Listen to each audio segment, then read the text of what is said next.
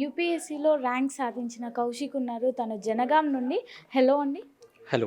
Congratulations. Thank you. ఎట్లా అనిపిస్తుంది? ఈ ఫీల్ ఎట్లుంది? చాలా హ్యాపీగా ఉంది అండ్ అన్ఎక్స్పెక్టెడ్ అండ్ క్లియర్ చేయడం అనేది అండ్ ర్యాంక్ రావడం ఫస్ట్ అటెంప్ట్లో it's very fortunate. Okay, first attempt. అవును, ఫస్ట్ అటెంప్ట్. ఎంత వచ్చింది ర్యాంక్? 82 ర్యాంక్ వచ్చింది. Okay, good.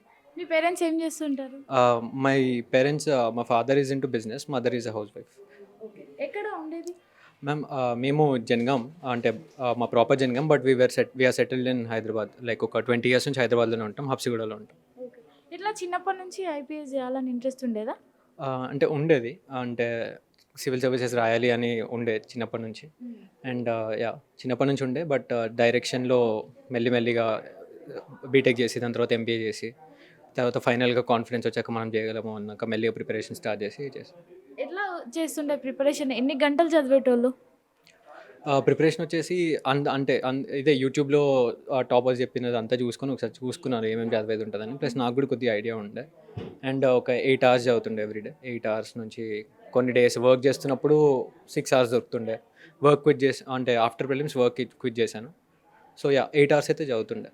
ఏం వర్క్ చేసేవాళ్ళు? నేను యాజ్ ఎ కన్సల్టెంట్ వర్క్ చేస్తుండే ఐటీ ఇండస్ట్రీలో. ఎంబీఏ చేసి దాని తర్వాత కన్సల్టెంట్ లాగా ఒక 1 year పనిచేశాను. అది చేస్తూ ఇది చేశారు. అంటే ప్రిలిమ్స్ వర్క్ చేసిన. ప్రిలిమ్స్ తర్వాత ఐ క్విట్.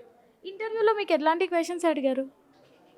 ఇంటర్వ్యూలో వచ్చేసి మన డాఫ్ ఉంటుంది కదా, డాఫ్ నుంచి అడిగారు. ప్లస్ చైర్పర్సన్ సార్ అండ్ ఇంకో మెంబర్ మోస్ట్లీ సోషాలజీ అడిగారు. నా ఆప్షనల్ సోషాలజీ అనమాట. సో సోషాలజీ క్వశ్చన్స్ ఉండే. దాని తర్వాత నా college trade related, MBA international business అనమాట. సో ట్రేడ్ రిలేటెడ్ క్వశ్చన్స్ అడిగారు. దాని తర్వాత కొద్దిగా గవర్నమెంట్ బడ్జెట్ గురించి, స్కీమ్స్ గురించి, మోస్ట్లీ డాఫ్ రిలేటెడే ఉండే.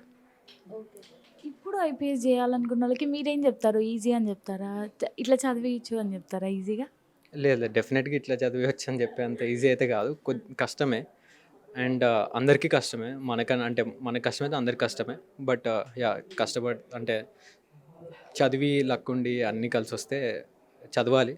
దాంతోపాటు లక్ కూడా కొద్దిగా కలిసి వస్తే we will do it. Job quit చేసినప్పుడు మీ పేరెంట్స్ ఏం ఇబ్బంది పెట్టలేదా? అంటే లేదు, అంటే వాళ్ళైతే ఎప్పటి నుంచో క్విట్ చేయమంటుండే. నేనే ఇంకా ఎక్స్పీరియన్స్ కావాలి కొద్దిగా జాబ్ మార్కెట్లో ఉండాలంటే అని చెప్పేసి ఒక 1 year వర్క్ చేసినాను.